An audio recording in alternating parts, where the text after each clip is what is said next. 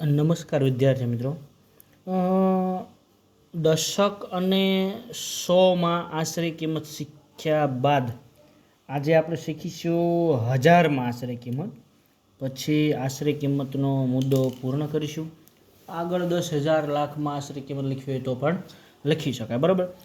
ગઈકાલે આપણે 100માં આશરે કિંમત શીખ્યા હતા. તેમાં એકમ અને દશકના અંકને ધ્યાને લઈ અને 50 કે 50થી મોટી સંખ્યા બનતી હોય તો એ બેના શૂન્ય બનાવી અને આગળના અંકમાં એકનો વધારો કરતા. આજે આપણે હજારમાં આશરે કિંમત શીખીશું. તો હજારમાં આશરે કિંમત જ્યારે લખતા હોય, હજારમાં આશરે કિંમત લખવી હોય ત્યારે એકમનો અંક ધ્યાને લઈશું, દશક અને 100. એકમ, દશક અને 100 ત્રણેયના અંકો ધ્યાનમાં રાખશું. બરાબર. અને એ ત્રણેયથી જે સંખ્યા બનવાની છે, બનતી સંખ્યા 500 કે 500થી મોટી હોય, બરાબર, 500 કે 500થી મોટી હોય તો આગળના અંકમાં એકનો વધારો કરશું. અહીંયા એક ઉદાહરણ આપેલું છે 35,267. બરાબર. તો અહીંયા એકમ, દશક અને 100 આ ત્રણેય અંકોથી સંખ્યા બને છે 267. 267 જે 500થી નાની છે.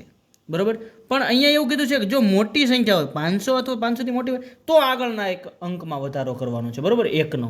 અહીંયા તો નાની છે તો શું કરવાનું? તો આની હજારમાં આશરે કિંમત થઈ જશે 35 અને આ પાછળના ત્રણે ત્રણ શૂન્ય એટલે 35,000 જ રહેશે. બરાબર. ચલો અહીંયા કણે એક બીજી સંખ્યા છે 54,827. તો એકમ, દશક અને 100 આ ત્રણેયથી સંખ્યા બને છે 827. તો 827 છે તે 500 કે 500થી મોટી, એ 500થી સંખ્યા મોટી છે. તો મોટી છે તો આગળના અંકમાં આગળનો અંક એટલે 4. આગળનો અંક એટલે 4. બરાબર. તો 4માં વધારો કરવાનો છે. પહેલાં તો આ જે ત્રણ એકમ, દશક અને 100 એના અંકોનો તો શૂન્ય થઈ જશે. બરાબર, એનું થઈ જશે શૂન્ય. હવે આ 4માં એકનો વધારો કરશું તો 5 થઈ જશે અને આ આગલા 5 એમનામ હતા એમ. બરાબર. તો એની હજારમાં આશરે કિંમત થઈ જશે 55,000. ત્યારબાદ એક બીજું ઉદાહરણ છે, જોઈએ.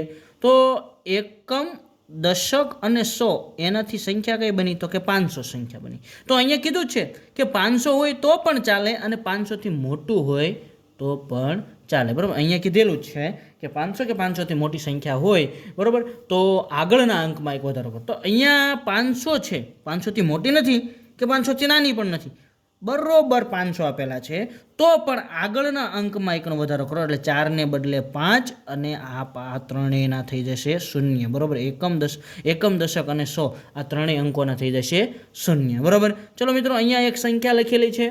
હવે આ સંખ્યાનો જવાબ હજારમાં આશરે કિંમત લખી અને તમે કોમેન્ટમાં જણાવો.